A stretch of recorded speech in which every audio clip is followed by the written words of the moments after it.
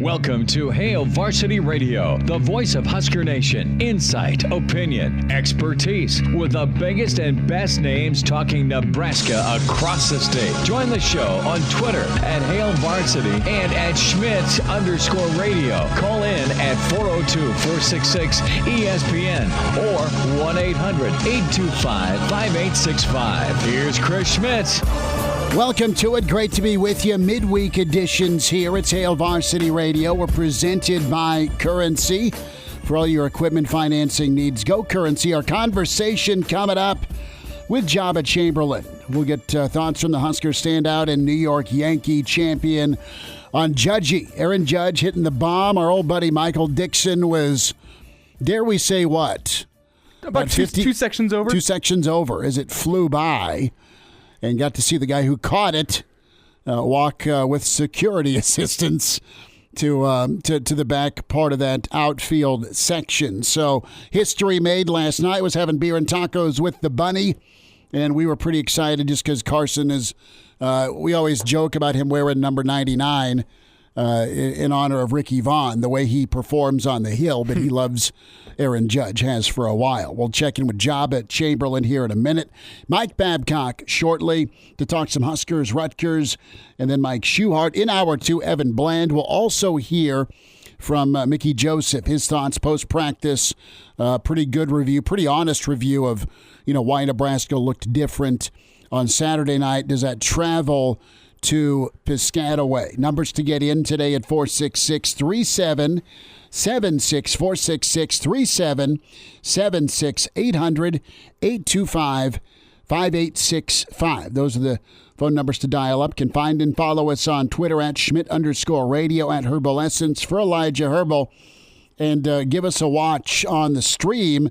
ESPN Lincoln's Twitter, ESPN Lincoln's Facebook, and Hail Varsity's Twitter page at HVarsity Radio. Let's get in our chat with Joba Chamberlain as he was proud of another Yankee doing some big-time things. Back with you, it's Hail Varsity Radio. We're presented by Currency. For all your equipment financing needs, go Currency. Chris Schmidt, Elijah Herbel. We got the man on the screen. Husker, great on the hill. And, of course, stand out with the New York Yankees as that World Series bling. Joba Chamberlain back with us. Joba, usually we're doing this over the phone, my man, but it's good to get caught up in the Joba dungeon, my friend. I love the backdrop. How are you? I'm good. You can't say Joba Bling because my dad wears my ring every day. Okay. So, we'll have to get Dad on one day and link him in so he can show the ring, but he wears it every day. That's so cool. That's so cool. And what a moment last night. And we had family. My brother-in-law Andy, who you know, and little Chandler, they were down in Dallas. They went to a Cowboys game. We won't get into them being Cowboy fans, but they were down in Dallas, and they went to go see the Monday games with Judge because they're all huge Yankee fans. And my father-in-law, Papa Al, was there too, and they left the day too early. But man, it was exciting for them to see Judge in action, and they got to meet Judgy's folks and all of that good stuff. But Aaron Judge does what this country loves, and they love home run chases. They love records going down, and able to surpass Roger Maris as a Yankee. What do you think of the accomplishment of the feat, and knowing Judge and the crew like you do a little bit? Just speak to what he was able to get handled. I think he's a very stoic man, and I was very fortunate to, before I met him, when I was rehabbing in Pensacola for my elbow, one of my rehab guys had actually worked at Fresno State with him. Okay. And obviously knowing I was a Yankee guy, he was like, "Hey, you need to watch out for this guy." And he had won the home run derby in college, and Aaron's been that size for a long time, and he was like, "Hey, he's something special. He works hard. He's a very, very humble kid." And, it was something to see him do what he did and to understand what it is to do in that uniform, because the legacy of what it is to do in that uniform is different. And it was nice to hear him last night kind of, and he took a long time to answer this question. He took a long time to answer this question because they asked him, was it stressful, this, that, and then. And I don't care what he says, knowing what you're doing in that uniform and to have the expectations and to know what you've done throughout the year, it is stressful. And he finally kind of admitted it, didn't really fully admit it, that he was pressing and he was doing stuff. And, you know, it's one of those things where I don't think he will truly understand what he did because you live in the moment, and he's not worried about right now, but he will long live in history for the same aspect of what he's done. Mm-hmm. For the same reason Roger Maris Jr. lives in the aspect of what his father has done. Mm-hmm. And I mean, Aaron's just a consummate professional about what he does, and he gets it, and he deserves everything that comes towards him because people have questioned his health, have questioned his productability. Okay, you hit 52 as a rookie, but then we've seen you get hurt, and you go on the injured list for 3 years, basically, of your career. You end up relying on yourself, turning down $200+ million, and doing what you've done. It was so fun to see, and you could see the weight off his shoulders of like, okay, I did it finally. And the cool thing for me is I predicted a month ago that he would be done at 62. And the cool thing for me is my number was 62. Mm-hmm. And if you think about, like, in baseball aspect, baseball is such a weird sport where there's certain things that happen, and they lost last night, right? What was their record when they ended? 99 and 62. 99 and 62. Yep. 99 hit 62 and they lost. And that is the baseball world, and the baseball things that happen, 61 and 61. Mm-hmm. Baseball is such a cool sport in that aspect where there's so many things that just correlate together that don't make sense, but they do. Joba Chamberlain is with us here on Hail Varsity Radio. And Joba, part of the thing that made this so cool was the anticipation.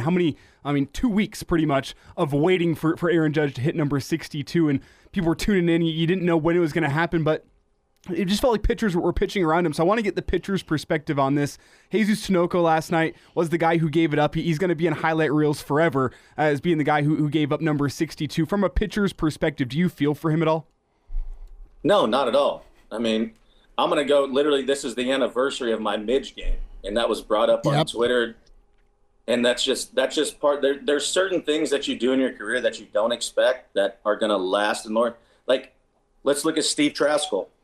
He's the one that gave up McGuire's, his shortest homer of the year, and he gave up that. And as a baseball fan, you know who he is, but as somebody that just sits there, you're going to have no idea. But he's going to be in the record books forever.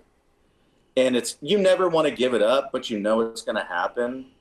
And it's, from a pitcher's perspective, I understand. I'm trying to make my pitches. I'm trying to get people out. But at the same time, if there's somebody behind you where I'm going to try and make pitches and be a little bit finer, I don't want you to beat me. Mm-hmm. And if that happens, yeah, it happens. But there's a lot of guys. I mean, when Derek Jeter hit 3,000 and it's a homer, it's up David Price. And David Price is a guy that's just an absolute great teammate, a great person who I played with, played against. But you're going to have those guys like that. And from a pitcher's perspective, it's like you never want to give it up, but it happens sometimes. Joba Chamberlain, a few minutes with us. Aaron Judge, number 62. We'll get Joba's take on MLB, also some Husker football here in a moment. Joba, a take, though, how do you feel about the souvenir aspect? Because that's the talk. Like, you've got somebody that is a hedge fund dude that got a hold of number 62. Judge isn't playing today, so that's going to appreciate and value. But from a player's perspective, to kind of piggyback off of what Elijah was asking, do you think Judgey wants the ball back, or is he going to pay to get it back? I mean, how do you feel about that as a player? I like what Judge said on both aspects. He said, I hit the ball, a fan made a great catch. Would I love it? Yes. And let's be perfectly honest. if Judge really wants the ball and this man keeps it, he can get the ball. Mm-hmm. But let's look at it from the other side of the perspective. And mind you, it's a different situation because now everybody looked up what this guy makes or what he does. Yeah. They say that's just Joe Blow, he owns a lawn mowing service. Mm-hmm. That money's going to change his life. And that aspect is different. And I've talked to a lot of people about this, and we've gone back and forth, and I had a Twitter thing about it. What would you do? Mm-hmm.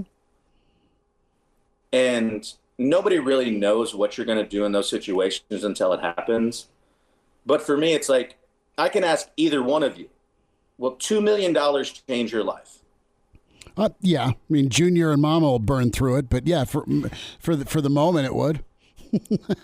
So at that point being, am I going to change it for autographs and some season tickets? And I don't know the right or wrong answer. I'm not saying either way.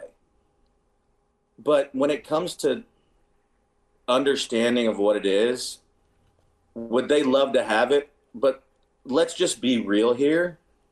If Aaron Judge really wants that and it goes to auction, do you really think $3 million is going to hurt Aaron Judge?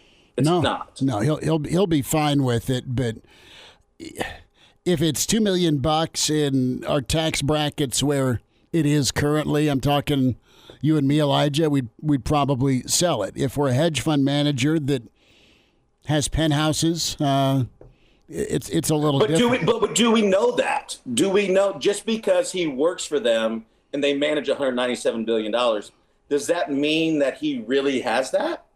Well, he's got to have. I would think he'd have something, don't you, Elijah? You would think, but we also don't even know that that's the same guy. We don't know for certain it's the same guy. The names matched up on LinkedIn, but you can't confirm that it's the same guy.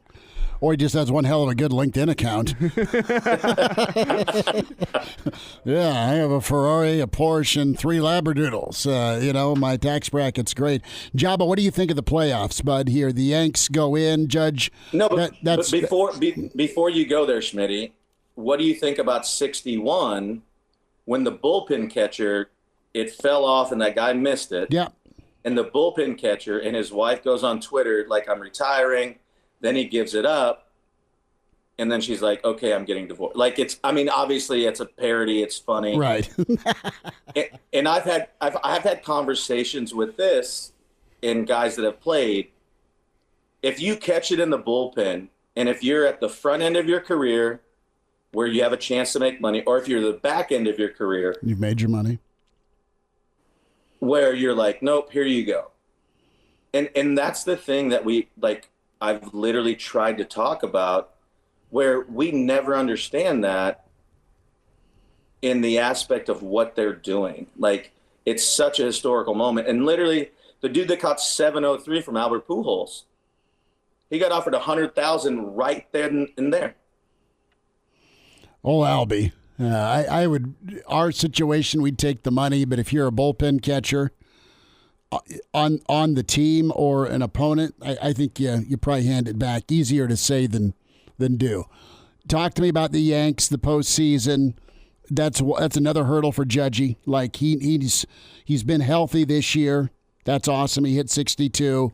He needs to hit in the postseason. But give me your favorites here for the Fall Classic. Oh, I was just talking to a couple guys earlier before I got on with you guys. And I think this is going to be one of the most fun postseasons we've had, just because of guys coming in, and it was a conversation that it was a Mets conversation, and everybody's like, "Oh, they stink." I go, they won 100 games. Mm-hmm. They came one game away. DeGrom and Scherzer haven't pitched well towards the end. They're playing the Padres when Musgrove and Snell have thrown well. They're going to go against each other. And I looked at the odds, and you look at everything that goes along with it. I think the Braves have been very disrespecting the fact that they won last year and they're better this year because they got Acuna and the aspect of what he brings. I just think there's so much that's going to go on right now in the playoffs, where the dynamic of the way the playoffs work now, not one game, Now we're playing best of 3. You don't travel. They all play at home. I think it just changes everything from the aspect of not just one game, but you're playing 3. And now it gives the people that win the division an extra 2 days because now they get 5 total. Sure. So now the guys on the DL get an opportunity. And I use the Mets as an example because if they win, Starling Marte is a huge part of their offense. But now he's going to miss the wild card. But if they won the division, he would have those extra 5 days. So I just think the dynamic of what the playoff platform has changed and the schedule has changed a lot. I love the fact that it's a best of 3 and not one of one because sometimes that gets tricky. Joba, I don't even know if I need to ask this, but here to close, who's your pick to win it all? Oh, really? That's what we're doing? Oops, we're having computer issues. Hey, no one's gonna blame you if you just go Yankees. Yeah, Elijah's frozen. I don't know. You need better internet or something. You fed the quarters to the machine, my friend. We're working on it. No, honestly, I'm not gonna pick one. Obviously, born and bred a Braves fan. Fortunate enough to put the pinstripes on, and I love them to death and everything that they've done for me and the honor of wearing that uniform. And I think that's the same way with the Braves. I would have to go. It's a three-headed horse for me, and I think it's going to be the Braves, Dodgers, and Yankees. And I wouldn't put it past the Astros and my guy Justin Verlander and what he's done at his age to build that crew and what they've done. I think it's just going to be a great postseason. If we get DeGrom and Scherzer the way DeGrom and Scherzer are, and then they make a run, the playoffs are so momentum based, and we've seen that for years. Where when the Rockies lost to the Red Sox, they had swept everybody, and then they had like 12 days off, and then got swept in the World Series. So it's just a momentum based thing where this is going to be fun. That's literally all I can say. I don't have a pick. I don't know if I know the odds and I know what it is, but I just think it's going to be a fun run. And I don't think it's going to be an easy run. It's going to be a grind. I don't think there's going to be a lot of sweeps. I think it's going to be, let's figure it out. We're going to have to make some decisions, some back and forth. And I think now, since the rules have changed, now we don't have pitchers hitting, and now we have the DH. And I think that changes the dynamic of everything that's going to happen. Joba Chamberlain, Husker great, New York Yankee World Series champ. Joba, we'll do this again, brother. Thanks for jumping on and talking some Judge with us. I appreciate you guys. Good to spend time with Joba Chamberlain. The news yesterday with Judge going yard for number 62. Mike Babcock in the on-deck circle. Hail Varsity continues. We're presented by Currency. And now, back to Hail Varsity Radio. Big thanks to Joba Chamberlain. Hail Varsity rolls forward on a Wednesday. Chris Schmidt, Elijah Herbel, we welcome in historian, author, Hall of Famer, Mr. Husker Football in that Husker Football den. Or we'll just say his writing lair. Mike Babcock with us at MD Babs on Twitter. Babbers, how we doing? Hey, I'm doing fine. I like listening to Joba Chamberlain. He's a great guy. He was a great pitcher. I know his dad, Harlan. Oh, yeah. Great guy. Tough follow. No, you're all good, Babbers. You're all good. We'll dive in, but a little bit of info, though. This is really cool. We got the email from a really just kind-hearted listener with Josh. Josh Finley listens to us out in Colorado. He lives somewhere between Denver and Boulder.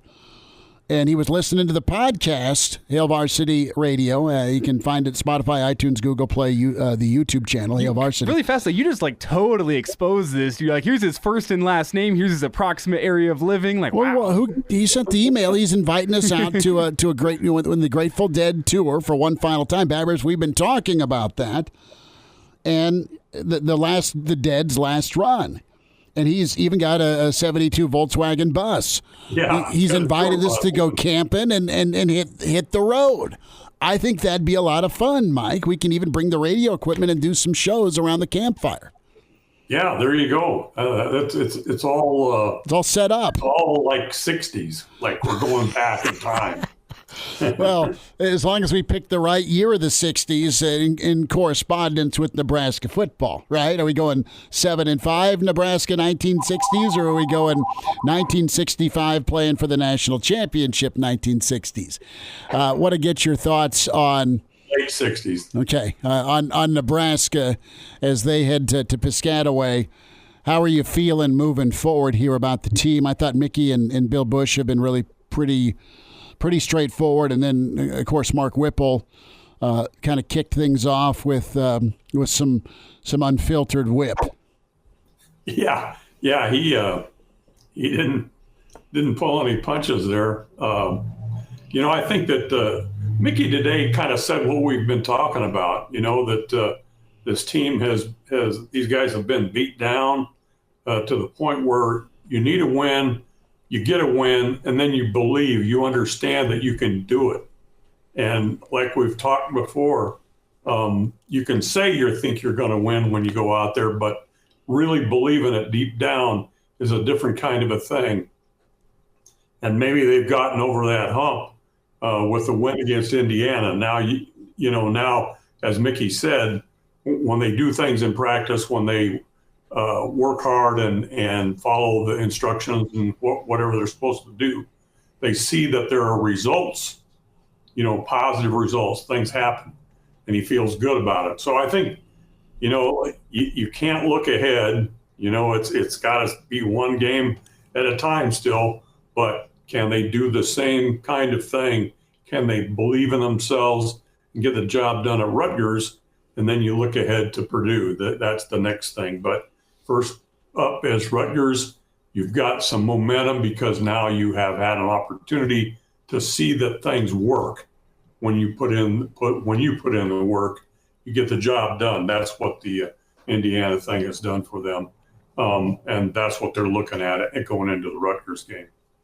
Mike Babcock with us here on Hail Varsity Radio. And Mike, three things stand out in my memory about that game on Indiana, and there's one for each phase of the game. Offensively, it was running the football with success, wearing down that Indiana front, and you reaped the benefits of that in the fourth quarter. Defensively, it was lowering how many missed tackles you had. The defense was flying around, and when they got to the ball, they were bringing the ball carrier down on the first try for the most part. And then special teams, it's got to be that block, punt, and touchdown, getting a swing play there, getting 7 points on the board. Those are the three things that stand out to me in my memory. And when you look at those three things there, which do you think is going to be the most sustainable for this Husker football team moving forward? And what do you think you can expect to see against Rutgers among those three things?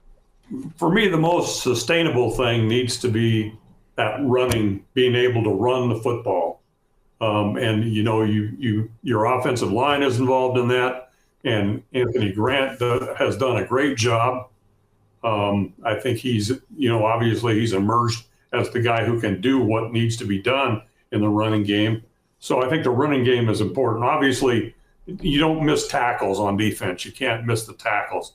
I mean, I think you pointed out the three things that would, if you're going to pick something to reflect each of those areas of the game, those probably would be the three appropriate things.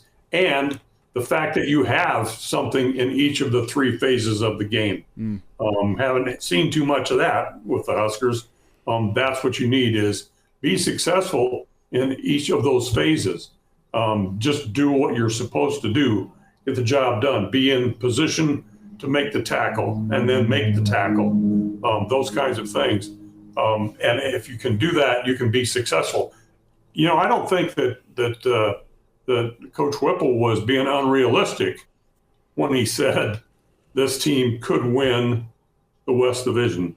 It could not win the West Division, but I think that the potential is there, given what I've seen in terms of athleticism, the ability or whatever.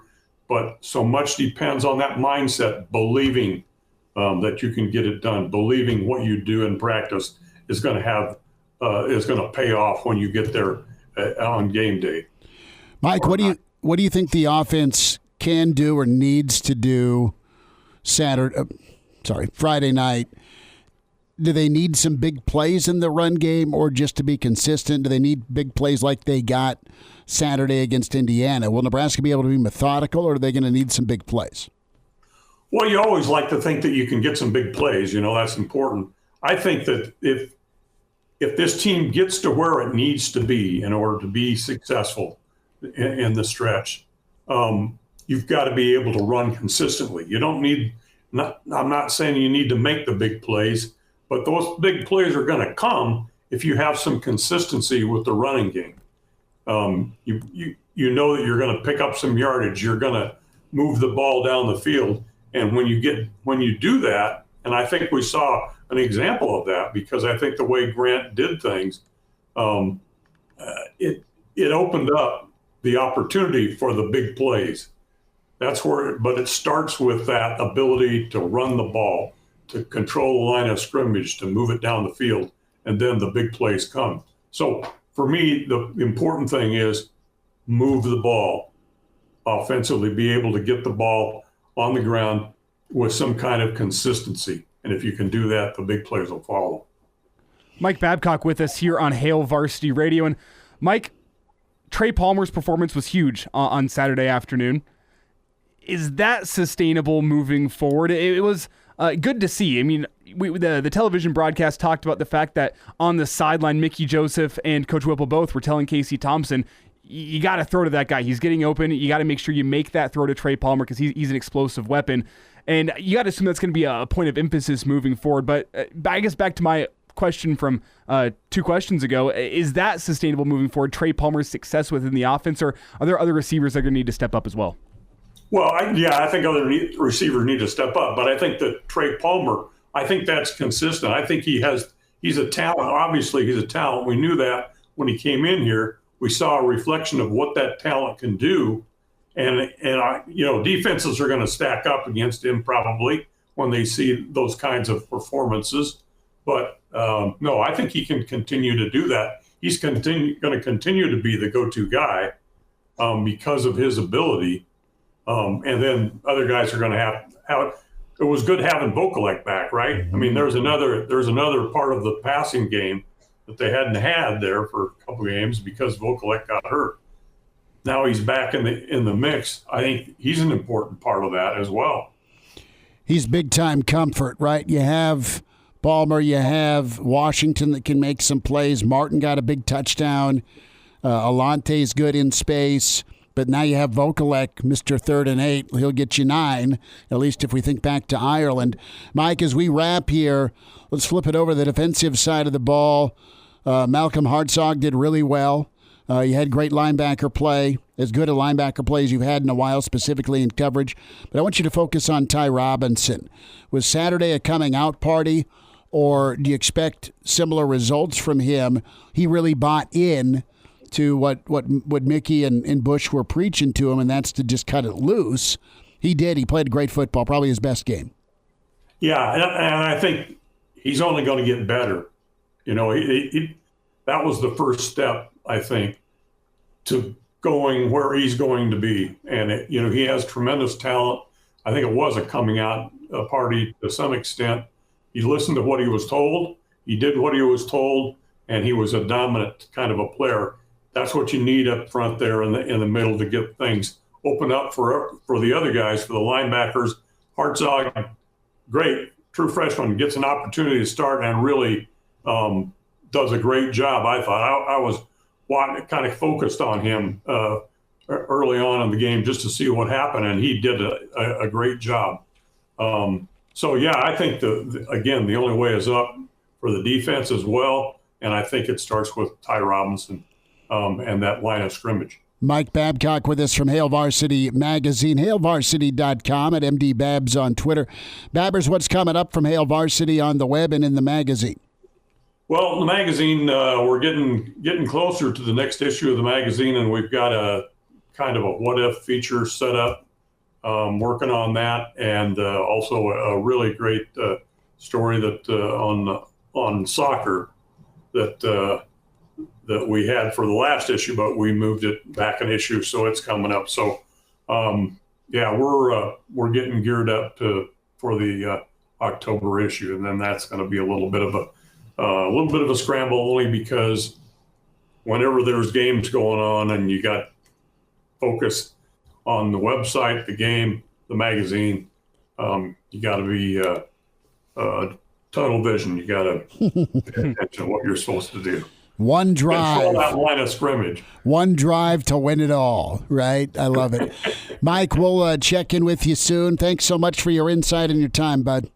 Hey, thanks for having me, guys. Appreciate you. All right, there he is. We're going to get him out to Colorado. You freaked out on me about giving the guy's address out. He emailed. Well, it wasn't the address. It was just like the guy just might have to upgrade his home security a little bit now. No, he's fine. Those VW vans, those things run you a pretty penny. Well, it looks it looks super comfortable. I mean, I can see a massive campfire. Little Working Man's Dead playing as we're getting ready for one last ride. Grateful Dead. I hope it's around the same time Nebraska's out in Boulder, because we're going to Boulder next year. Got to relive that roadie. Different result would be much appreciated. Mike Schuchart's on the way. Evan Bland. Hail Varsity continues. And now, back to Hail Varsity Radio. Back with you. It's Hail Varsity. We're presented by Currency. Chris Schmidt, Elijah Herbel. And we head out to Wilderness Ridge because them leaves are changing. It is the most beautiful time of year for golf. And Mike Schuchart joins us to talk a little fall golf and, of course, some Big Red football. Shuey, how's your Wednesday? I imagine you have had a few lessons. You've helped tweak a few swings. You've showed some folks how to putt for the dough. You're watching the leaves change. And now you might be just, because you're always so kind to us to do a hit with us on Wednesdays, you might be on the deck at Wilderness watching the beauty, doing this interview. Not quite yet, though. It's a pretty cool place to be. But, no, we're getting ready for our Wilderness Cup. So our last event of the year is called the Wilderness Cup. So we're setting up for that. So who are some favorites in the Wilderness Cup, or is everybody a threat? Oh, everybody's a threat. We don't know. So we have a draw party. So that's tomorrow night, because we had to change it because of the Friday night game. Right. So we're having our draw party tomorrow night, picking teams. We have Team Timbers and we have Team Boulders. About that. I like it. And when I think of draw party, I'm thinking of Miller Lite, right? I mean, am I on the right track there? I think we got a keg of Miller Lite on tap as well. So I think that's for sure. Man. Well, we just got to do a show from a draw party. Is what I'm thinking. No question. It's gonna be a lot of fun, man. A lot of strategy going into it, so it's crazy. It'll be fun. Is there more or less preparation for this draft here, or for your fantasy football draft every single year, Mike? Well, there's a lot of prep going into this, man. I had to get our captains already the schedule, the roster, and they're already trying to match people up and put people against people and handicaps. So there's a lot of prep that goes into this, a lot of thinking. They've been working on it for weeks. Who are the captains? Do you care to divulge, or can you?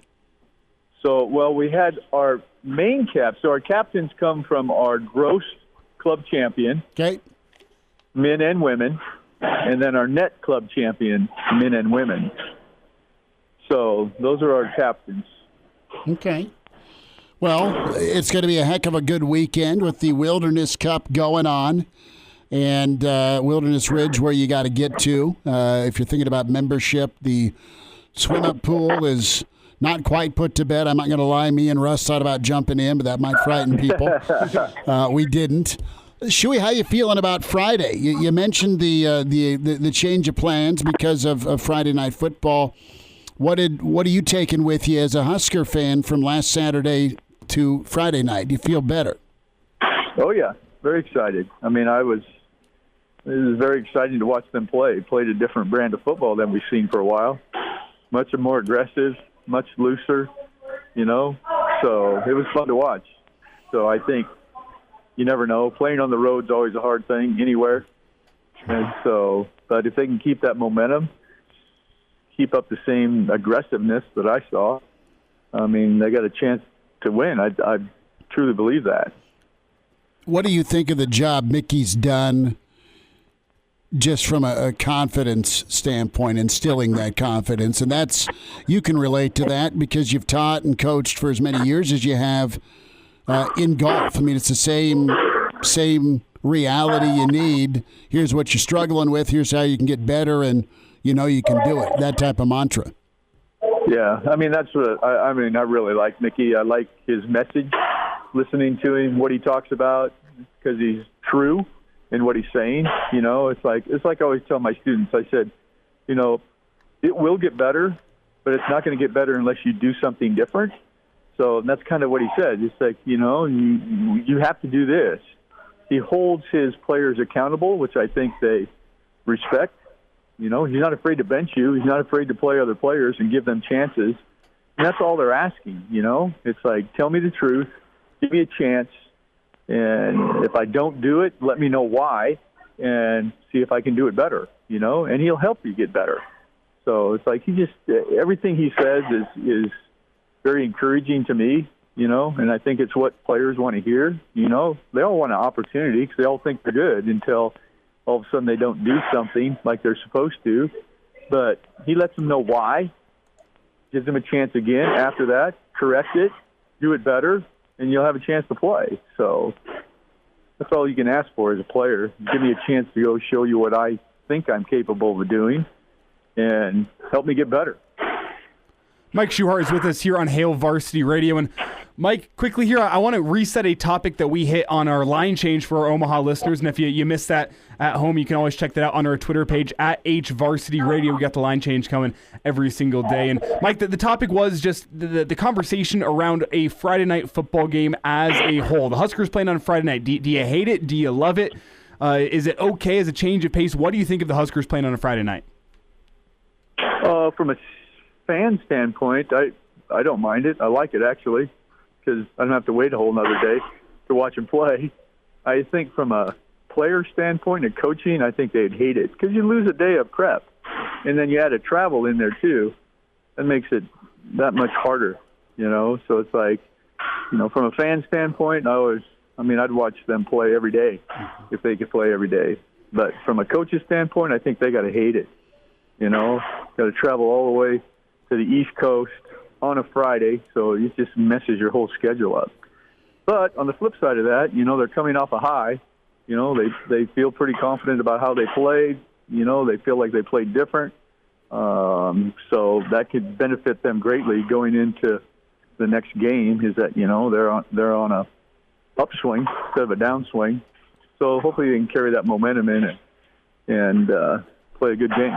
Shuey, it's prediction time. About a minute, partner. Why does Nebraska win Friday night? Do you think they win? The line right now is -3. I think they win because if they keep running Grant, because he's a stud, man. That guy's one of the best backs I've seen in a long time. And then they sprinkle in some skill positions. You know, Trey Palmer's awesome. And if they get Vokalak back involved, you know, they'll control the ball. And if they can play defense like they did, you know, I think they have a really legitimate chance to win. I think they'll win. Mike Schuchart's with us. Shuey, where do folks go to get signed up to become a member at Wilderness Ridge, bud? Yeah, come on. Go right to our website. All the information you need is on there. You know, Tammy Nagel is our membership director, so everything goes through her. You can find her contact information on the website. Give her a call, and she can sign you up for a membership. It's a way to do it. Like you said, fall golf is the best time of the year to play golf. It's beautiful. It's so relaxing, even if you find the sand a few times. You know, it's okay. There's worse places to be. Good time of year to walk the course, too. Don't need to bother around with the golf cart. If it's beautiful walking weather, you get your workout in while you're golfing. Yeah, that's optimistic. I love the Mike. I'll think about that. I'll never do it, but I'll think about it. It's hard to sprint with those clubs and chase the beer cart down, I promise. Exactly. Mike Schuchart, Wilderness Ridge Golf. Shuey, we love you, buddy. We'll talk next week. Thanks for the time. You bet. Thank you, guys. Stay safe. Yep, there he is. Mike Schuchart, Wilderness Ridge. Beautiful colors, course, incredible shape. And and you've got some options here. Think about it. You've got the weekend because you got a Friday night game. You got another bye week coming up after Purdue. And the weather's right there. Hands on the wheel, eyes and mind straight ahead. The driver, one job to drive, a message, be safe, and a thought from the Nebraska Department of Highway Safety Office. And now, back to Hail Varsity Radio. Back with you one final time. It's Hail Varsity. We're presented by Currency. Todd emails in. He thought, we've had this come up. He's imaginary. He wears red. It's Clausborn we talk with every Friday for the Friday forecast. But Todd thought that Shuey sounded a lot like Clausborn. We've had this, well, who's Clausborn? Question out there, either on the stream, which is great. But, I mean, Claus's identity will remain confidential forever. I just want to throw something out there for the people at home. They're trying to formulate like, which Clausborn? Which common guest is it? For what it's worth, I don't even know Claus's the actual person who voices Claus. I don't even know his last name. So, for what it's worth, even Schmidty keeps his identity secretive to me. So this thing is a closely guarded secret. I think it might be more closely guarded than the KFC's Herbs and Spices. Okay, fair, fair. Colonel took that with him to the grave. And Schmidty's taking the identity of Claus with him to the grave. Well, what I'd like to do is get Claus on a stream, but we need to be able to go mafia witness protection with him. So his face is obscured, but he'll have his red blazer and white button up on. We'll have to order like a mask of some sort. Something. Right, something like that. Hail Varsity is presented to you by Currency. For all your equipment financing needs, go Currency. We'll spend time with Evan Bland in about 10 minutes, and then at 5:25 we'll have an open phone segment for you before our Jock Doc. We'll also dive into some of Mickey Joseph's comments as Nebraska hits the road tomorrow. Great write-up by Scott Docterman when it comes to just the West race. Why you can buy stock in teams like Nebraska or Illinois or as wide open as the West is, and why you should run. Just get out of the way and just let the West settle itself. But some big games. Nebraska right now favored by 3, which you get 3.5 points for the home field. So right now, the way I look at it, if you're a road favorite by 3 or more, you should win by a touchdown. If that makes sense, right? Because, I mean, it's a 6-point swing. It should be a touchdown one way or the other. And I haven't quite settled on points. Points, not over, under, but how many points do you need, right? How many points are you going to need against Rutgers? Can you be a defense that shuts down the Rutgers rushing attack and make them beat you with one of their 3 quarterbacks throwing it? And then if you're Nebraska, you'd like it, but are you going to be able to be better on your offensive line to, by that fourth quarter, have some of those 4 or 5 yard runs or 3 yard runs pop into double-digit runs? That's what I'm wondering. Can you wear down? Because Grant didn't really have too many explosive runs. Not his fault. Indiana just did a good job of corralling him. He had a few scored out for 13, 14, 15 yards, but you didn't have him getting to the edge and cranking it out like he did against Georgia Southern or against North Dakota. It was better than what Oklahoma allowed, but he'll need to go for 100. You need to combine for around that 200-yard mark again. For what it's worth, Iowa ran for 129 yards against the Hawkeyes, and Iowa doesn't have much of an offense, but if they do have a strength, it's their running game. It's a one-dimensional offense. Where they won the game, though, was Rutgers turned the ball over 3 times. Iowa did not score 27 defense because Rutgers' defense is that bad. Well, they're not great, but they're not that bad. Rutgers' defense is going to be physical. We'll say that. Hour 2, Evan Bland on the way.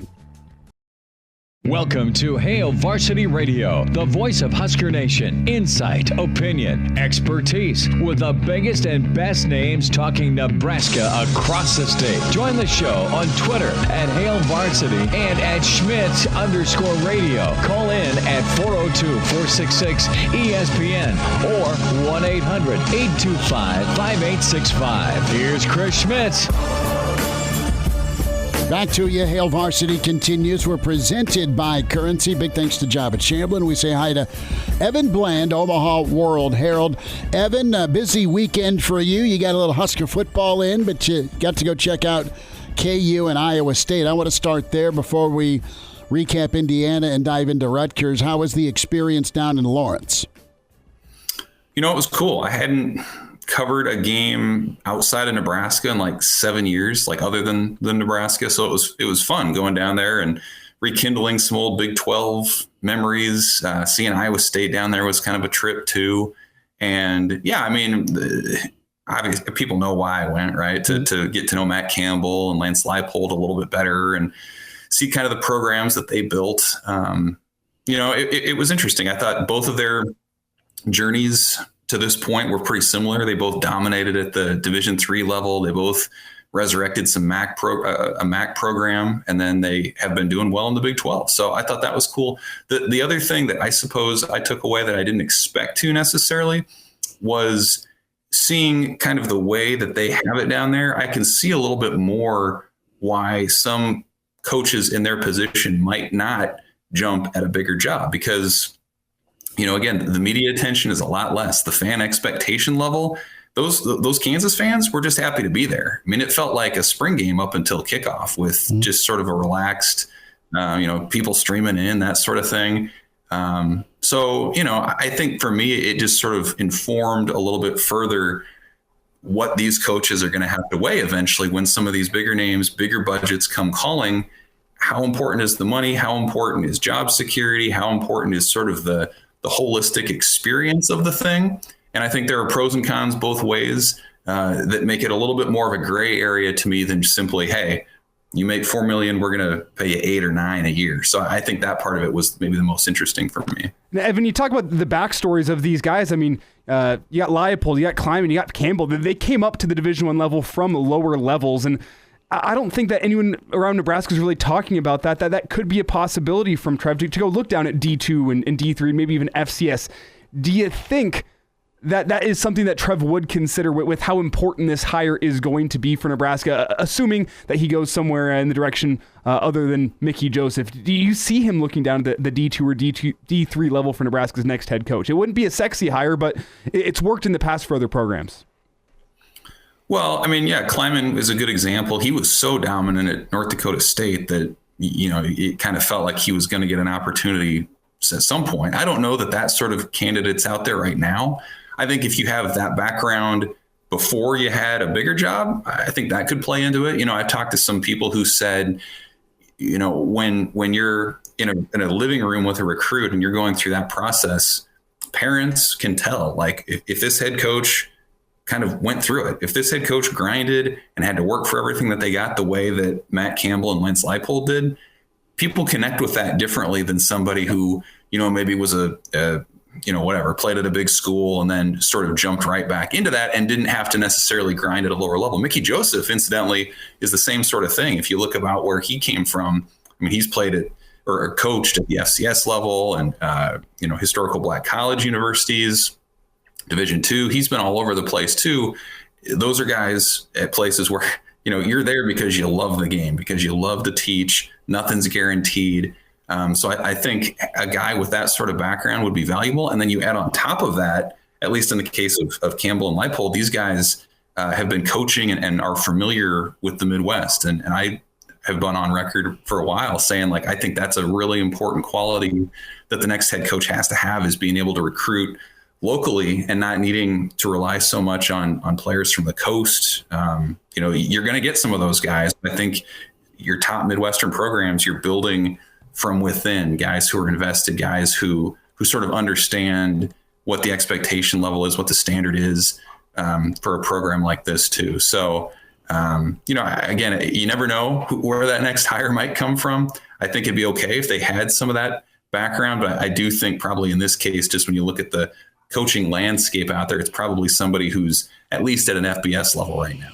Kleiman's a great example of making a jump after an insanely talented run, even surpassing what Bull did at North Dakota State. And I think a Tressel making the jump from Youngstown State to a really sputtering high performance vehicle when you look at the probation and then Fickle there for a year, and then bang, they were up and running. Post Tressel is when Fickle came in. But my point is you go Youngstown to Ohio State and they don't miss a beat. They're winning a national championship. Tell me what you think of the job Mickey's done so far. It's one win, but man, from a mentality standpoint, coaches are saying the right things, but what I'm hearing, I'm believing with how they're getting that mentality shift in the locker room. Well, the thing that resonated to me, I think, Saturday night was seeing that video that Nebraska put out on social media of Trev Albertson there, hands the game ball to Mickey Joseph, and the reaction that those players had for their interim head coach was real. That was not something that was created for social media. That was not something that you could stage. That was an authentic, emotional moment where those guys were happy for him because they know that he cares about them. And I think you can't undersell sort of the relationship aspect of this thing. If you're going to ask these guys to do something different, if you're going to ask them to pour in, they have to know that you have their back as well. So I think that's a big part of it. To me, the most interesting thing moving forward when you look at Rutgers this weekend is the defensive side of this thing. I mean, we saw guys like Tyler Robinson, play a game that he hasn't played in a long time, maybe ever at Nebraska, in terms of how he got after the quarterback. Malcolm Hartzog comes in and does really well in his first start at corner. The linebacker play was as good collectively as we've seen it in a while. So, when you talk about simplifying terminology, their big points of emphasis last week were get set and play fast. And maybe they're going to repeat some calls and keep it simple just so guys are ready to go. So I'm curious to see how sustainable that is, how portable that is. Can Nebraska put that in a carry-on and take that out to New Jersey this weekend? Or how much of that was the emotion of that game? Playing for a new DC, playing at home under the lights, that sort of thing. And so that sort of, to me, is the question with Rutgers and the rest of the season is how much of what we have seen specifically against Indiana is sustainable, is not, how much of it is not circumstantial, not about the opponent, that sort of thing.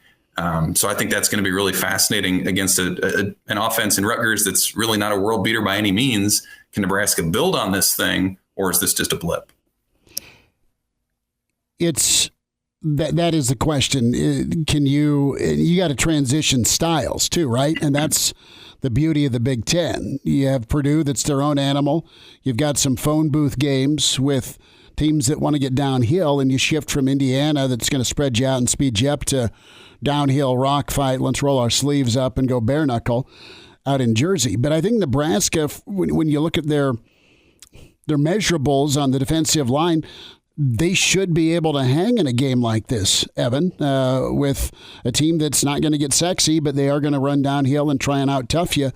The buildup of trying to be a tough football team's been accelerated, but I think Bill Busch has the player's ear to know what kind of style you got to get ready for. You're not going to be surprised by the style because you see it in November every year. Right. And I think we saw this with the defense last year and at times this year. To me, the style of offense that they're suited to defend best is when a team's going to pass more and is going to spread it out a little bit, because, how many times have we seen the Wisconsins and the Minnesotas of the world just dominate in time of possession, and they don't even need to pass. And it's just so demoralizing when you can run it between the tackles and you can't stop it. You can't stop it. You can't stop it. And so I think that's what's interesting is, Indiana, for all of its up tempo passing nature, it wasn't a super explosive offense. It wasn't coming into that game. And I think it showed that it wasn't going out of that game. So now sort of the emphasis for Nebraska is less about, we need to hurry up and get set because we don't want to miss anything. And Indiana is going to take its sweet time lining up. So it's really less about that. And it's more about, okay, now can we be gap sound? Can we try not to play hero ball and fill in this gap over here? And hey, we vacate our spot. And now a guy runs right through it for, 15-yard gain or whatever. So I think that's sort of the next step is, okay, they've proven that they can play quicker if they need to. Now, can you do the fundamental stuff? Make the tackle, in the box. Can you stay where you're supposed to be? Gap integrity, right? We always hear about that from Mickey Joseph too. So I think if they can keep it simple, they have the bodies to do it. Ty Robinson, again, we saw what he could do. They have a number of other, I think, players whose potential is still yet to be unlocked a little bit further. And this is a good weekend to do it because, again, Rutgers, it sort of is the off-brand version of what Minnesota is going to want to do or what Wisconsin's going to want to do. And if they can handle this, then I think it extends the conversation. We say, how they can do against maybe more talented players, bigger offensive lines, that sort of thing. If they can't, then again, it probably informs us a little bit further about what last week was and what the rest of this season can be. Evan Bland, Omaha World Herald, is with us here on Hail Varsity Radio. And Evan, a buzzword around Nebraska over the past, 2 years has been complimentary football. You haven't really seen it very much, and obviously that's going to be important to get the win on Friday night. But when you look at what Rutgers brings to the table, where do you think that the pressure is going to fall on Nebraska? Is it going to be on the offense to go get some yards, get some points, or is it going to be on the defense to get stops? Who is going to be tested more on Friday night, I guess, is the heart of my question. Well, I think it'll be, you just look at what Rutgers does well and what they don't do well. They're not very good at moving the ball, but they are pretty good at stopping offenses that aren't named Ohio State. And so, I think that's probably where it has to start. And we saw Nebraska they raised some red flags in that regard on Saturday. You talk about Casey Thompson taking some hits. He's going to be sore. He laid out his list of different physical ailments this week that we all saw. So can the O-line protect him? First of all, can Anthony Grant continue to do what he does against a little bit more of a stout defense? Rutgers is going to offer more resistance than what Indiana did. And, the best defense they faced in Oklahoma, it was hard to get the run game going. So what does that look like? And then, can Trey Palmer just continue to do what he's doing? I think it's pretty clear he's one of the best receivers in the Big Ten. Certainly he's come up big time and again for Nebraska. But can the line give Thompson time to operate, to find Trey Palmer in those situations? And then we don't know really about Travis Vokalek. This is sort of his homecoming game back with his old school. It kind of felt like he was still working his way back to full health last week. Maybe this is that game that he breaks out a little bit more and takes on more of a focal point in the offense, the way that we saw in the Northwestern game before he went down. So I think there's a lot of uncertainty with what the offense can do moving forward. Certainly Mark Whipple believes that they can move the ball. I thought it was refreshing to hear from him this week. But just when you look at what Rutgers does well, what Nebraska struggled with, that'll be what I'm curious about too, is to see can the offense do enough, assuming the defense does its part, to get this thing taken care of out in New Jersey. Evan Bland with us, Omaha World Herald, Hail Varsity Radio, talking Nebraska and Rutgers. Last thought, Evan, if you're to buy stock in a team in the West right now, who are you buying stock in? I'm not giving up on Minnesota, personally. I know that they didn't look great against Purdue, but I just think that style, like who they are, they're so comfortable in who they are. They've got a quarterback who's been there, who knows what he's doing. I think, Mo Ibrahim's going to be back. He's going to return at some point. They really missed him in that game. For what it's worth, they were my preseason favorites too, just because in part of how the schedule lays out for them. They avoid the big bads in the East. Mm-hmm. So I still think the West is Minnesota's. I know they haven't necessarily proven it against top competition. The jury's out on what Michigan State may end up being still, I think. But just when you talk about a team that you kind of have a sense of what it's going to be week in and week out, I think Minnesota's right up there. It's a style that's going to translate as the weather gets colder, which isn't the case, with teams like Purdue. And of course, we don't know if Iowa can ever move the ball. So, yeah, to me, it's Minnesota. Yes, they had a bad game, but I'm not going to overreact to that particular loss. And I still think the Gophers are the favorite in the West, even though, again, we got a 6-way tie for first right now into October. Evan, are you out on Wisconsin now? They've let go of Paul Chryst? Well, their schedule sets up really favorably. If you look at it down the stretch, like this next 6 weeks for them is about as friendly as you can ask for. They still have Braylon Allen. They still have, a defense that's been better, I think, than what perception is. What they do on offense will be interesting to me.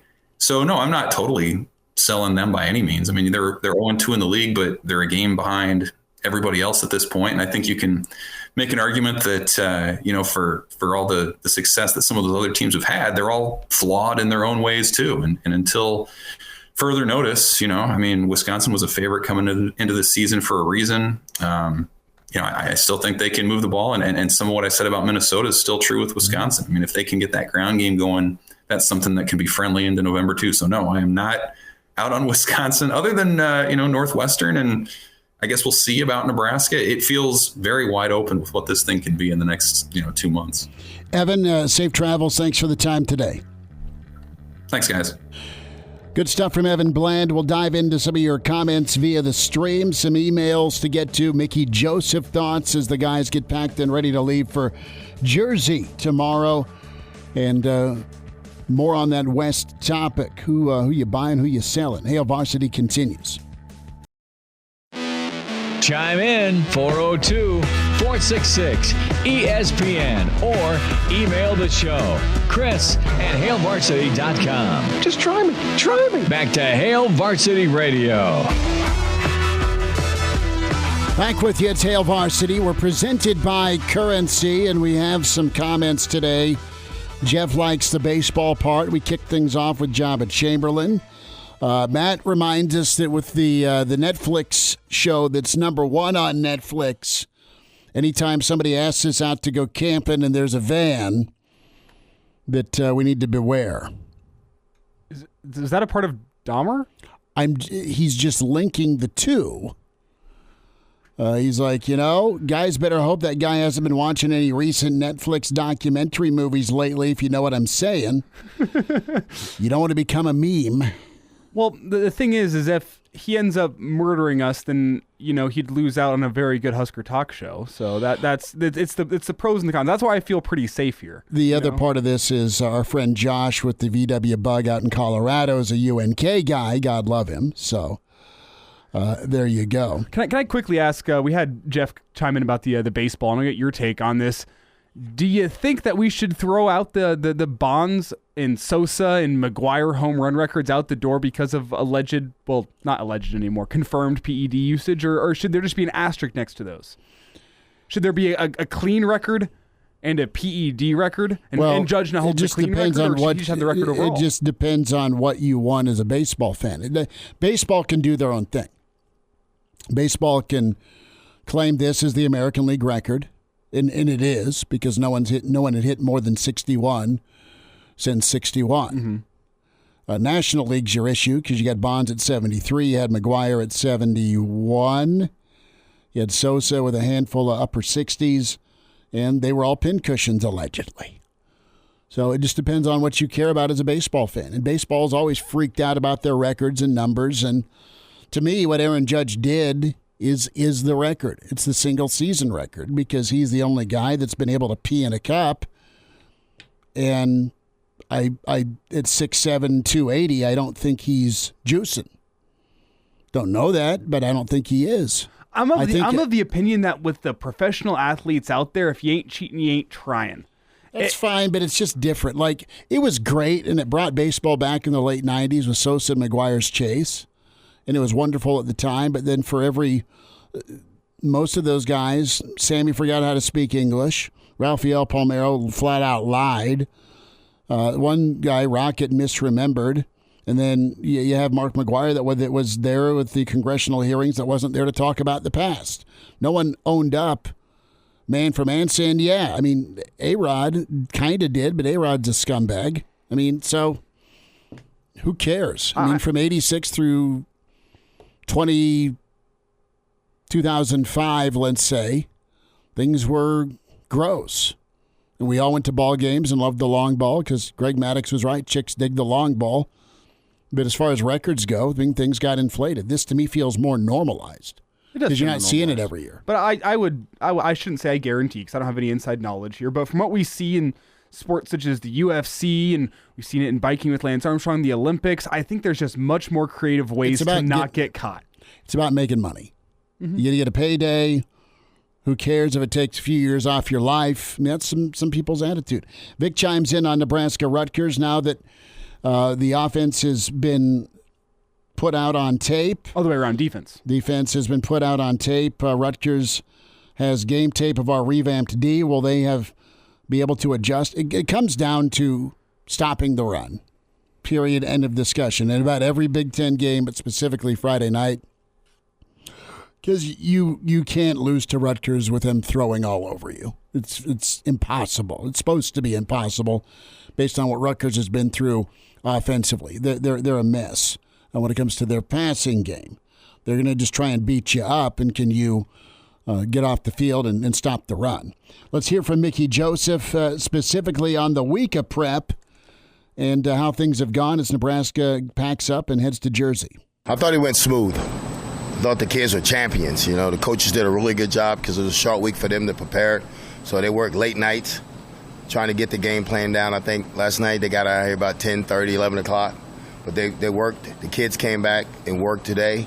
So I thought it was really smooth this week. So despite the short week, despite some having to move things up and switching the schedule up, they've come to work. Now, Whipple's take yesterday on some things that have ticked him off. And to paraphrase, his expectations higher than the offense's. And that comes down to confidence, self-confidence. And Mickey commented here on what Whipple had to say because he was asked about, is Whipple on target? Which cut are you talking about? 3. I think he's right on. Because you got to look at it now. They hadn't won a lot of games.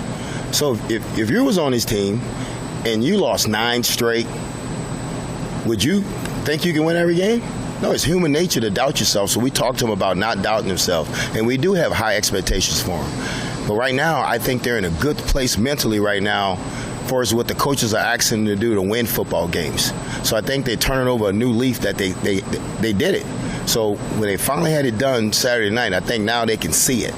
With these kids these days, they got to see it happen, and I think it happened for them, so I think they will continue to get better. More on the football team seeing that difference. I saw it in the bye week that they brought in about what we asked them to do, to play fast.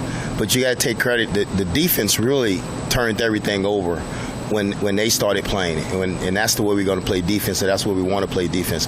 But you can see the swag coming back to them. But you're talking about some kids that's been beat down for 3 or 4 years now. You know, so it's not going. We think, oh, son, they're going to just jump and they're going to get into a positive mindset. That doesn't happen that easy. They've been getting beat down. So now they won a game. They see that they can do it. Now they're going to get better every week.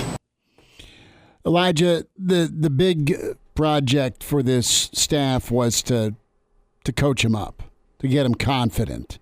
Mickey's said that from the get-go. Being here, now that he's running the show, he can do it his way. That's been impressive. That's been important. But we had some comments by O'Shawn Mathis, and he wasn't wrong, but the loser's mentality. You've had a lot of years of a lot of guys that have never won anything, and it's beyond a crappy bowl game or finishing third in the West. I mean, it's 1 or 2 games you win in conference, or going 3-5 at best the last 4 years. I mean, you're just not used to that if you're a fan of Nebraska. But think about being a player, not ever tasting multiple victories, not tasting success to the point where you doubt yourself. Well, think about the previous seasons with those games that you thought were turning point seasons. You go back to Scott's first season at Nebraska, and you had that Michigan State win in the snow, and you thought, all right, here we go. Well, after a terrible first season, that this team seems to have gotten some mojo. They got some confidence. They look a lot better, and then Colorado happens the next season, and you go, oh, never mind. And the confidence right back down to 0. Even as early as last season, you had that Northwestern game. Let out a lot of anger, a lot of frustration on that Northwestern team. And you as a Husker fan were sitting at home going, you know what? Something clicked there. And we know this is a good football team, but they got a big win, 56-7 or whatever the final score was. Big win against a bad opponent. But that's what it ended up being, is it almost felt like that team was a little bit overconfident coming out of that game. And it just comes down to the fact that there's not one single game, as Mickey said, that is going to fix years and years and years of things not going your way. You know what else? I think it comes down to Okay, we've made a bunch of comments about new voice, right? New philosophy, different can be better. At some point, you stop believing what you're being coached to do the last several years because it never delivered on wins. Some of that may have been individuals, but as a collective, they just weren't good enough, right? And what position were you put in? And either the guy pulling the trigger, and that's not an Adrian shot. It could be a defensive alignment or the guy calling out things. You just found ways to not get it done. And the guys that you're looking at or looking towards as leaders in the locker room, you can doubt. And for sure you can doubt who's running the defense or running the offense just based on details. And this thing getting tightened up has been the best thing because you got good kids, you got good players, you have some talent. And you have, again, some adults now. And that's just what needed to happen with how the program's being led. So when it comes to shifting from Indiana to Rutgers, Mickey commented on that a little bit earlier today. Well, it's going to change a lot. We're going from tempo to like a 9-on-7 drill where they want to run the ball at us. So it's a totally different mindset. That's why the coaches had to put so much time in trying to get the game plan together and make sure we get the right bodies on the field. And how about complementary football? You know, the defense came out, did well in the second half. Maybe the offense was surprised by that. That's it. I mean, that's also been lacking. The offense hasn't helped the defense. Defense hasn't really helped the offense that often the last few years. The offense wasn't used to the defense playing that way. If you looked at the last 4 weeks, I mean, like I say, they're human now. And so they're going to look at it like a human being should look at it. Okay, they hadn't played great in the last 4 weeks. So this game, they played lights out football against Indiana. So, yeah, they probably were sitting back a little bit. They had seven 3-and-outs, but they got to do their job on offense, and that's what Whipple's saying. Everybody's got to do their job on offense. Their job is to score points, not to worry about what the defense is doing. And that's what we're trying to stress. The defense is going to play, but the offense, their job is to score points. So Mickey was asked about Matt Davison, and a lot's been made here, and we got the press release. Matt Davison joining up with the 1890 Collective, and Mickey was asked about it, commented on it. Well, Matt's been good for the University of Nebraska. I mean, one thing he knows how to do, he raise money. He raised money. You can see the building outside. So Matt understands recruiting. And he's going to be great for us to have with NIL because we have such a support system with our fans and our backers. And he's going to do a great job because Matt's Nebraska in and out, and we trust Matt, what Matt's going to do. And we're happy for Matt, but we're also happy that our kid's going to be associated with somebody that they know personally. Last side here from Mickey, it's about the team's approach moving forward. It says that they bought into what I was saying. To believe in themselves, we kept encouraging them and let them know that, hey, we talked to them this morning about Deion Sanders had a quote, bet on yourself, look in the mirror, and believe in yourself. And we gave him that quote this morning, that look in the mirror and believe in yourself what you see in that mirror. And I think that right now they feel they're in a good, like I said, they're in a good middle stage right now, and we like where they're at right now. Good stuff from Mickey as Nebraska packs their bags and heads east.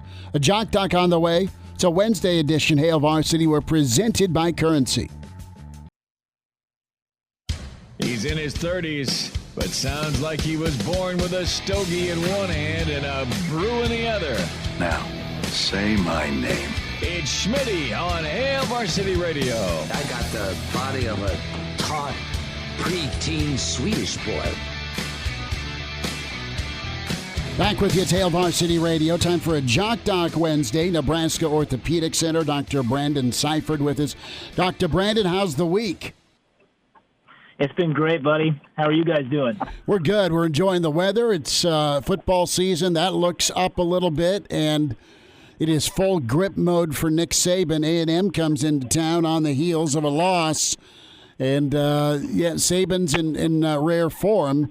You know the Bama boys well between Auburn and Alabama, so you've seen him in full action, if memory serves.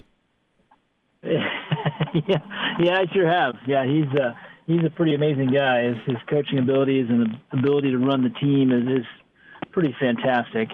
But they do have their work cut out for them this weekend, especially with maybe missing Bryce Young. We'll see how much he plays this weekend, if at all. Could be a little bit of a pesky injury for him going forward this season.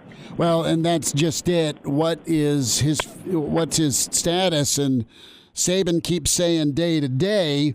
With your medical coat on, though, you tell me, a sprained AC joint in your throwing shoulder. What's the prognosis on your end? What do you lay out what he's dealing with as he was trying to scramble, got hit, dumped on his shoulder? Yeah, absolutely. Pretty common injury. We see this a lot. It's called kind of the classic shoulder separation. You think about a quarterback as kind of being that classic player that gets sacked or lands on that shoulder directly. But essentially what this is, if you think about it anatomically, everybody knows your collarbone is. We call that the clavicle. And as you kind of take your fingers and walk out towards the edge of your shoulder on your clavicle, eventually you'll feel kind of a bony prominence there where that clavicle runs into another bone called the acromion. Those two form a joint at that area. We call that the AC joint or acromioclavicular joint. And what happens is as you fall directly down on the shoulder, or you can even land with your hand outstretched and kind of jam the shoulder upwards, you stretch that joint where the clavicle starts to stretch and move superior or upward, and it stretches and pulls away from the other bone called the acromion. And there's varying grades of that, grade 1 all the way up to grade 6. Most commonly, we'll see a grade 1, which is really where it doesn't move at all, just kind of a minor stretch, but still quite painful. Then you move into a grade 2, where that clavicle starts to migrate up maybe about 50% in height. Move up to a grade 3, where it's up to 100%. Those are kind of the most common grades that we see. Each of those are important as they kind of pertain to how long it takes to get back. But again, these are very kind of position-dependent type of injuries. Obviously, if you're a linebacker, receiver, quarterback, this all has varying impacts on how soon you can come back. For example, now you have a player who's a throwing athlete, this is not a throwing shoulder. It's going to be harder for him to get back with this and potentially dealing with this versus if, say, you're a receiver or a lineman where you're not having to do that overhead motion, which tends to be the more difficult motion with this injury.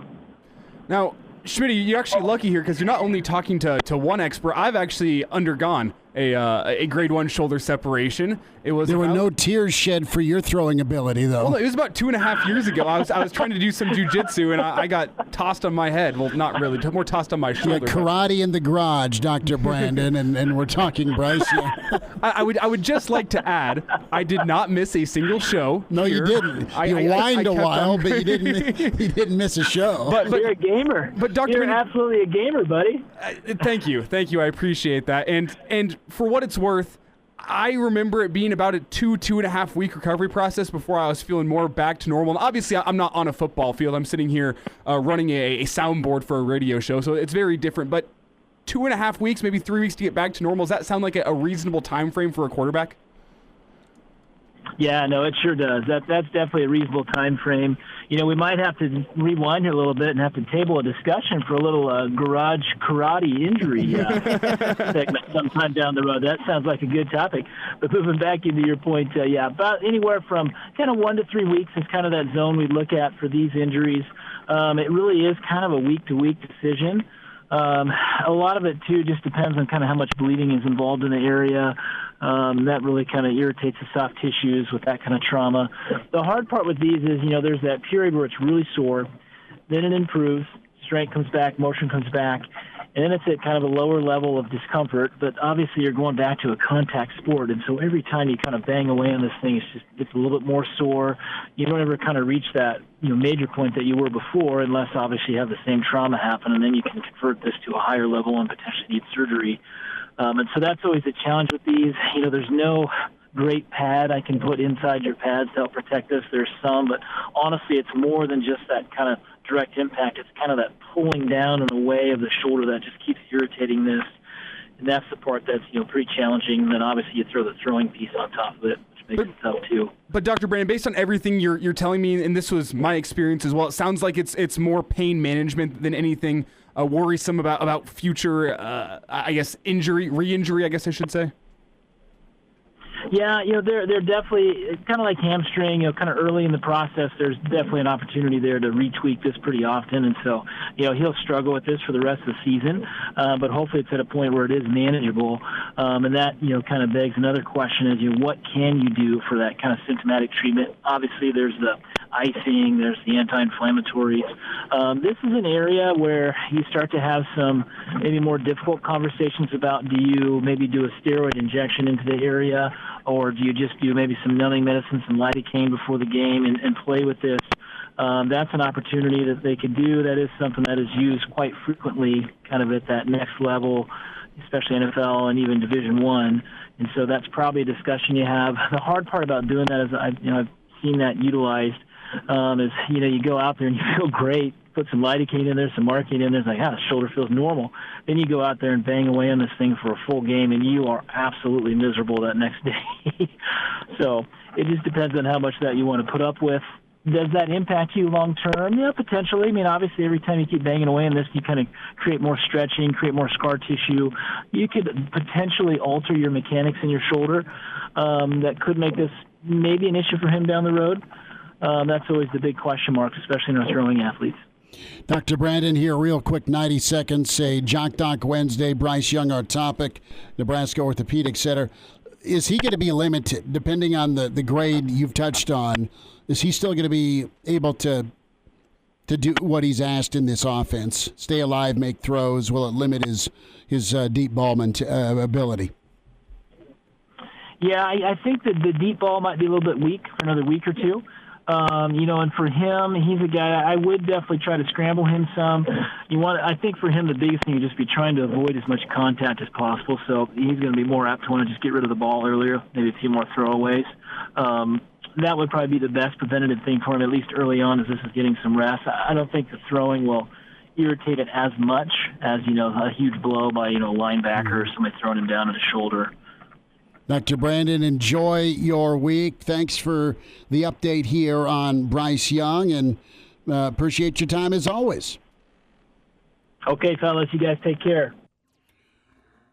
Good stuff from Dr. Brandon Seifert, Hail Varsity Radio, presented by Currency, and a big ball game against a heated and hated rival. Where'd you go on the stream? It's just mine pretty face. His computers decided to flip out. Add another quarter. Yes. No, the internet said on call. At least in this room. Well, the people at home aren't complaining about seeing more of me, I'm sure. Uh-huh. Yeah, just grow the stash back. Freak them out. We'll wind down Wednesday next. Miss us? Come here, brother. Give me a hug. Bring it in for the real thing. We're on call for you. Catch the podcast at hailvarsity.com, the ESPN Lincoln app, or download them on iTunes. Saddle up, partner. Back to Hail Varsity Radio.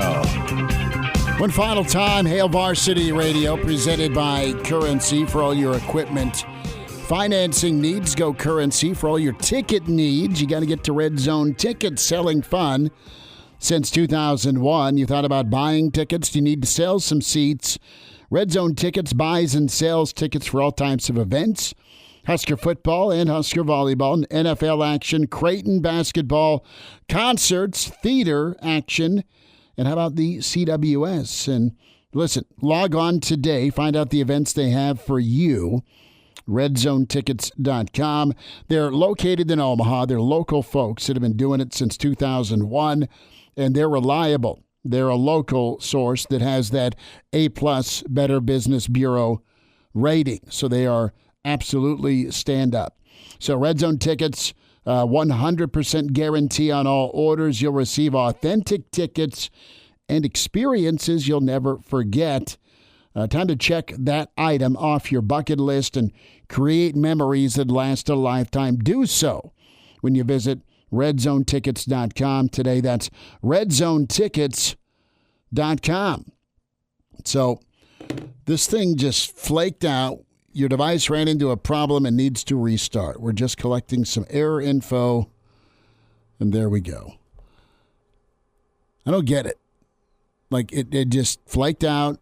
The computer went nuts, and there's no video. Well, it could but be a good show. That computer was made in 2012, so that could be a no, big it's a nice contributing laptop. factor. It's a Dell. It's the station's computer. God love them. I mean, it's gone everywhere with me. It's been to Ireland. It's been fantastic. And it's one I don't have to go buy. That's the big factor, huh? Yeah. I mean, let's be straight. Last time I bought anything worth a damn electronically was 2011. So I've got a car update from Junior. Oh.